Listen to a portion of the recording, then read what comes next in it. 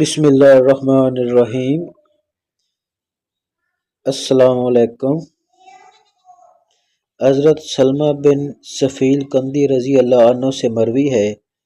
کہ میں رسول اللہ صلی اللہ علیہ وآلہ وسلم کے پاس بیٹھا تھا کہ ایک آدمی نے کہا، اے اللہ کے رسول، لوگوں نے گھوڑوں کو امیت دینا چھوڑ دی ہے اور انہوں نے ہتھیار رکھ دیے ہیں اور وہ کہنے لگے ہیں اب جہاد نہیں رہا، جنگ ختم ہو چکی ہے۔ رسول اللہ صلی اللہ علیہ وآلہ وسلم نے اپنا چہرہ انور لوگوں کی طرف کیا اور ارشاد فرمایا، وہ غلط کہتے ہیں، جہاد تو اب فرض ہوا ہے اور میری امت کا ایک عظیم گروہ حق کو غالب کرنے کے لیے لڑتا رہے گا۔ اللہ تعالیٰ ان سے لڑنے کے لیے بہت سے لوگوں کے دل کفر کی طرف مائل کرتا رہے گا اور اللہ تعالیٰ انہیں ان سے رزق عطا فرماتا رہے گا حتیٰ کہ قیامت قائم ہو جائے گی اور اللہ تعالیٰ کا غلبہ والا وعدہ پورا ہو جائے گا۔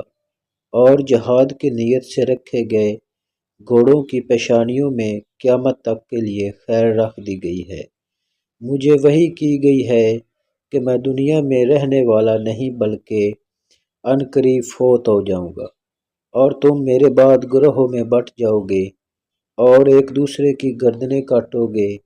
اور قرب قیامت فتنوں کے دور میں ایمان والوں کا اصل مرکز شام ہوگا۔ حضرت ابو ہریرہ رضی اللہ عنہ سے روایت ہے کہ رسول اللہ صلی اللہ علیہ وآلہ وسلم نے ارشاد فرمایا،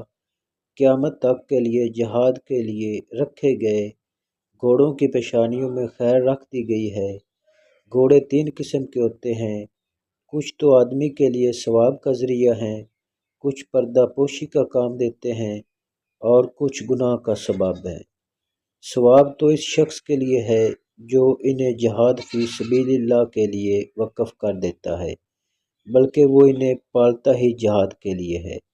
ایسے گھوڑے جو بھی اپنے پیٹ میں ڈالیں اس کے عوض میں اس شخص کے لیے ثواب لکھا جاتا ہے، اور اگر کوئی چراگاہ سامنے آ جائے